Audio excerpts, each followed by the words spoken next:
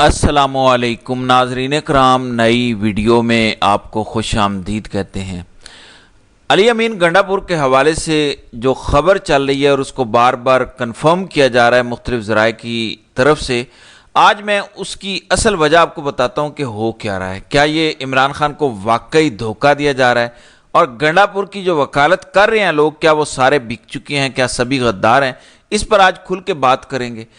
دوسری جانب شریف خاندان اور اسٹیبلشمنٹ کے درمیان ایک کشمکش چل رہی ہے۔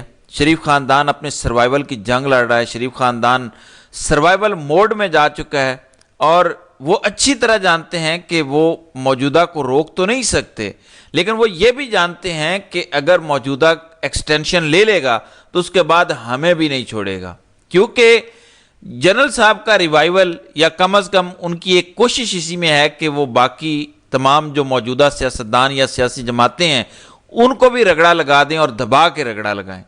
تو شریف خاندان ڈرا ہوا بھی ہے، گھبرایا ہوا بھی ہے اور اپنے سروائیول کی جنگ بھی لڑ رہا ہے۔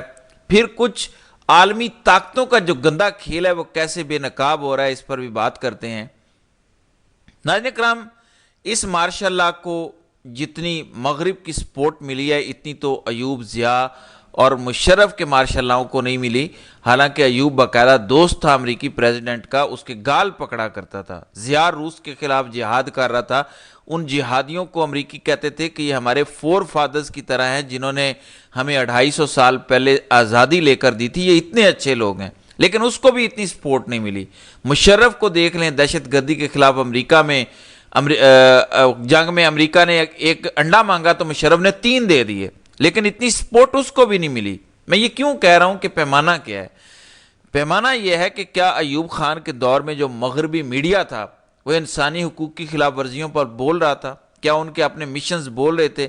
یہی آپ ضیاء کے دور میں دیکھیں، آپ دیکھیں کہ میڈیا میں جو انٹرویوز ہیں ضیاء کے، اس میں بڑے کڑے سوالات ان سے کیے گئے۔ ہاں، وہ جھوٹ بول دیتا تھا بڑی صفائی سے، لیکن بڑے کڑے سوالات ہوتے تھے کہ تم نے جمہوریت ختم کر دی، تم نے الیکشن کا کہا تھا نہیں کروایا، تم نے جماعت توڑ دی، وغیرہ وغیرہ۔ اب کیا وجہ ہے کہ موجودہ کا جو مارشل لا ہے اس میں یورپی یونین ہو، برطانیہ ہو، امریکہ ہو، اور اب کامن ویلتھ کی آپ نے رپورٹ دیکھی جس کا ہیڈ امریکہ ہے۔ کامن ویلتھ میں وہ سارے ممالک ہیں جو کسی زمانے میں برٹش راج کے اندر ہوتے تھے، ان کی رپورٹ لیک ہوتی ہے۔ کیا وجہ ہے کہ نہ صرف سپورٹ کر رہے ہیں بلکہ ان کے جرائم پر پردہ ڈال رہے ہیں؟ یہ کبھی نہیں ہوا۔ مشرف کے جرائم پر بھی پردے نہیں ڈالے گئے، بلکہ مغربی لکھاریوں نے اور جو ایڈمنسٹریشن کے لوگ تھے کتابیں باقاعدہ لکھی کہ کس طرح مشرف لیٹ گیا، کس طرح مشرف نے بندے ہمارے حوالے کیے، یعنی ان کے جرائم کے بارے میں بہت کچھ بتایا گیا۔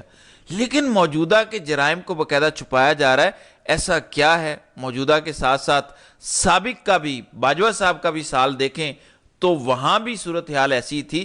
آپ نے بتانا ہے کہ آپ کی اس بارے میں رائے کیا ہے۔ اس پر اینڈ میں بات کریں گے کہ اصل وجہ کیا ہے۔ یہ بہت امپورٹنٹ نقطہ ہے، ہم جب تک یہ نہیں سمجھیں گے ہمیں نہیں پتہ چلے گا کہ پاکستان میں آج جمہوریت کیوں نہیں ہے، عمران خان جیل میں کیوں ہے، کیوں اتنی زیادہ حمایت مل رہی ہے اس رجیم کو جو فارم 47 پر کھڑی ہے۔ یہ سب ہمیں سمجھ آئے گا جب ہم اس ایک نقطے کو سمجھیں گے۔ ناظرین کرام، صحافی فہیم اختر کی خبر جب آئی تو میں نے اس پر ایک ویڈیو کی تھی کل بھی کہ اگر یہ خبر درست ہے تو گنڈا پور تو خان کے لیے میر جعفر اور میر صادق سے بدتر ہو گیا۔ اگر گنڈا پور نے کہا ہے کہ ہمارے 22 لوگوں نے ایفیڈیوٹ دیے ہوئے ہیں فوج کو، تو ہماری حکومت تو اسٹیبلشمنٹ کی وجہ سے قائم ہے، ورنہ یہاں پہ بھی حالات برے ہو جائیں گے، یہاں بھی مار پڑے گی، پنجاب والا حال ہو جائے گا۔ اور اسٹیبلشمنٹ کو کیونکہ ہماری ضرورت ہے، ابھی افغانستان میں مسئلہ ہے، اس لیے ہماری حکومت چل رہی ہے۔ تو اس سے تاثر یہ تھا کہ، اور خبر یہی بن رہی تھی کہ عمران خان کی وجہ سے نہیں بلکہ اسٹیبلشمنٹ کی وجہ سے حکومت قائم ہے، اور اس لیے شاید گنڈا پور خان کی کوئی بات نہیں مان رہے۔ اس پر آپ کو پتہ ہے کہ پی ٹی آئی کے بہت سارے لوگوں میں آپس میں لڑائیاں ہو رہی ہیں۔ دیکھیں، گنڈا پور جب اغوا ہوئے، گرفتار ہوئے، ان کے بال کاٹے گئے، شاید مونچھیں بھی اتاری گئیں، کچھ ایسا چکر ہوا تھا۔ انفارچونیٹ ریالٹی ہے یہ پاکستان کی، لیکن یہ ایک ریالٹی ہے۔ اور اب جب سے 26ویں ترمیم ہو گئی ہے اس کے بعد تو زیادہ ہے کہ پاکستان میں عدالتیں آزاد نہیں ہیں۔ اگر کوئی بندہ رہا ہوتا ہے تو وہ بیئر منیمم کوئی نہ کوئی گارنٹی ملٹری اسٹیبلشمنٹ کو دے رہا ہوتا ہے۔ یہ پاکستان میں مجبوری ہے۔ عمران خان کیوں نہیں رہا ہوتا؟ آپ مجھے وجہ بتائیں۔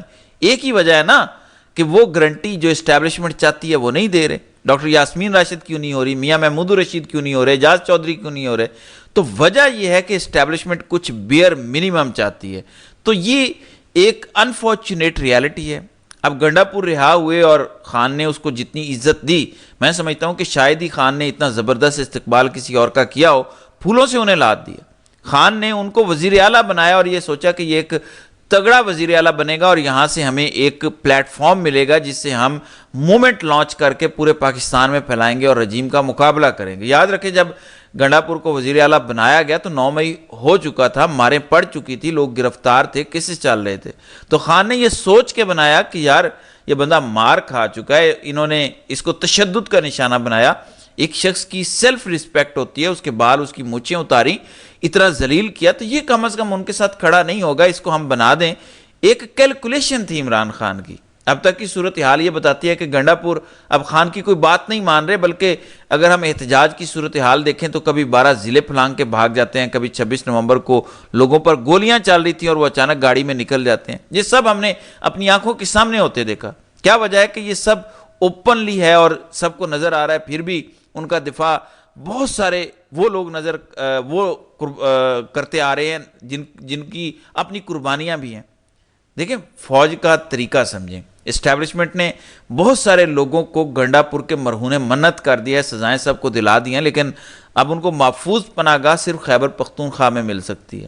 لیکن میں اس پر بھی بات نہیں کر رہا, میں کچھ اور بات کرنے لگا ہوں. دیکھیں حالیہ اسلام آباد کے ایک جج ہیں, اسلام آباد ہائی کورٹ کے, ارباب محمد طاہر صاحب, 2 سال وہ ڈٹ کے کھڑے رہے. ان کے والد کو اغوا کیا خفیہ ادارے نے, وہ پھر بھی ڈٹے رہے. انہوں نے خط لکھا, یہ ان ججز میں شامل ہیں جنہوں نے خط لکھا اور کہا کہ ISI ہم پہ دباؤ ڈال رہی ہے. یہ وہ جج ہیں جنہوں نے عدت کا کیس اٹھا کے ردی کی ٹوکری میں پھینکا تھا, لیکن ان پہ اتنا دباؤ ڈالا گیا کہ اب وہ ڈوگر کوٹ کو پیارے ہو چکے ہیں. انہوں نے بھی اسٹیبلشمنٹ کی مرضی کا ووٹ دے دیا حالیہ معاملے میں. 2 سال وہ بندہ لڑتا رہا, اس کے والد کو بھی اٹھایا گیا, مگر وہ تھک گیا. میں یہ نہیں مان سکتا کہ وہ کرپٹ ہے. کرپٹ ہوتا تو اس مافیا سے پنگا نہ لیتا. غدار نہیں ہے, کرپٹ نہیں ہے, میں سمجھتا ہوں بزدل بھی نہیں ہے. در حقیقت وہ تھک گیا تھا. کتنا برداشت کرتا. ہر شخص کے اعصاب مختلف ہوتے ہیں, یہ یاد رکھیں. ہر بندہ عمران خان نہیں ہے, ہم نے ہر بندے کو عمران خان نہیں سمجھنا. تو جو گنڈا پور کی کچھ لوگ سپورٹ کر رہے ہیں نا, جنہوں نے قربانیاں بھی دی ہیں, میری یہ ذاتی رائے ہے کہ شاید ان میں تھکاوٹ کے آثار آ گئے ہیں. شاید اب وہ دوبارہ جیل نہیں جانا چاہتے. یہ میری رائے غلط بھی ہو سکتی ہے, ہر بندہ تھک سکتا ہے. بے گناہ لوگوں کو جیلوں میں ڈالا گیا ہے. سو بیسٹ یہ ہے کہ اپنا منہ بند رکھیں, سارے دفاع نہ کریں اس کا جو انڈیفینسیبل ہے. علی امین گنڈا پور کا آپ اس وقت دفاع نہیں کر سکتے. صرف یہ سوچ کہ خیبر پختونخوا کی حکومت ہم نے ہر قیمت پر رکھنی ہے ورنہ ہمیں پنجاب کی طرح مار پڑے گی, یہ غلط ہے. اس کا مطلب ہے کہ جب بھی آپ خان کے نظریے کے ساتھ چلیں گے وہ آپ کی حکومت گرا دیں گے. سو یہ صورتحال ہے. اب دیکھنا یہ ہے کہ کیا خان چاہتے ہیں کہ گنڈا پور کی حکومت قائم رہے یا نہیں. وہ ہمیں آئندہ آنے والے چند ہفتوں یا کپل آف منتھس میں پتہ چل جائے گا. نومبر کی ایکسٹینشن سے پہلے ہمیں پتہ چل جائے گا کہ خان کیا فیصلہ کرتے ہیں. اب آتے ہیں اس موضوع پر جو میں نے شروع میں بات کی تھی. دیکھیں موجودہ کو کیا اتنا اچانک جوش چڑھا کہ وہ گورننس کی باتیں کرنے شروع ہو گئے. پنجاب میں آ کے بیٹر گورننس کی بات کر رہا ہے, حالانکہ پنجاب میں تو اپنے لاڈلے, اپنے دلارے, اپنے لوگ ہیں, تو کیوں کر رہا ہے. دوسری طرف میں آپ کو ایک کلپ سنوانا چاہتا ہوں, یہ ذرا سنیں نواز شریف کا لنگوٹیا کیا بول رہا ہے اور اسٹیبلشمنٹ کے حوالے سے, فوج کے حوالے سے کیا الفاظ استعمال کر رہا ہے, وہ بھی علیم خان کے چینل پہ بیٹھ کے. یہ ذرا ملاحظہ کریں. کوئی ریزرواز نہیں بنے, کوئی بند نہیں بنے, کوئی کچھ نہیں ہوا, تو مطلب یہ ہے کہ تو ذمہ داری تو لینی پڑے گی نا, اور دونوں کو لینی پڑے گی, اسٹیبلشمنٹ کو بھی اور ان کو بھی, کیونکہ اب تو اسٹیبلشمنٹ گورنمنٹ کا حصہ ہے. اب مجھے بڑی خوشی ہوئی ہے کہ آرمی چیف نے آگے یہ بات کہی ہے, اور آپ نے مگر ایک چیز نوٹس کی جو کرنی چاہیے تھی آپ کو, اور میرا خیال ہے آپ نے اشارہ بھی, آرمی چیف گئے ہیں, دیر آیا درست آیا والی بات نہیں ہے. پہلے جانا چاہیے تھا, پہلے ان کو فوج کو طلب کرنا چاہیے تھا, پریمپٹیو کرنا چاہیے تھا, فلڈ سے پہلے کرنا چاہیے تھا. پتا تھا کہ فلڈ آ رہے ہیں, یہ کوئی راکٹ سائنس نہیں تھی. پہلے یہ ایمرجنسی لگانی چاہیے تھی. پانی صرف تو گزر گیا تو ایمرجنسی لگاتے پہلے لوگ, شرم نہیں آتی ہے ان کو. اور اوپر سے جی آرمی چیف کو پہلے جانا چاہیے تھا, فلڈ سے پہلے ایمرجنسی لگانی چاہیے تھی, فوج بھیجنی چاہیے تھی. شرم نہیں آتی ان کو. کیا آپ سوچ سکتے ہیں کہ علیم خان کے چینل پہ بیٹھ کے نجم سیٹھی یہ بات کر رہا ہے جس کی نواز شریف کے ساتھ لندن کی کشتیوں میں بیٹھ کے تصاویر ہوا کرتی تھی. کچھ سمجھ آ رہا ہے آپ کو؟ تو سیم پیج نہیں ہے. نون لیگ در حقیقت اپنی بقا کی جنگ لڑنے کے موڈ میں آ چکی ہے.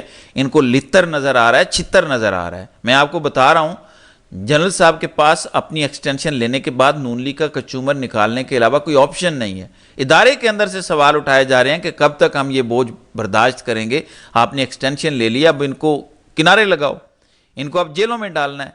शरीफ खानदान क्योंकि इस खेल का पुराना खिलाड़ी है, वो जानता है कि ये गेमें इस्टेब्लिशमेंट कैसे खेलती है। वो जानते हैं कि 3 साल से ज़्यादा लव अफेयर किसी के साथ चलता नहीं है। सो ये सूरत हाल है। बहरहाल देखते हैं कि आइंदा आने वाले दिनों में मज़ीद इस हवाले से क्या होता है। तो नाज़रीन कराम, आपकी इस वीडियो के हवाले से क्या राय है? आप अपनी राय का इजहार कमेंट सेक्शन में ज़रूर कीजिएगा।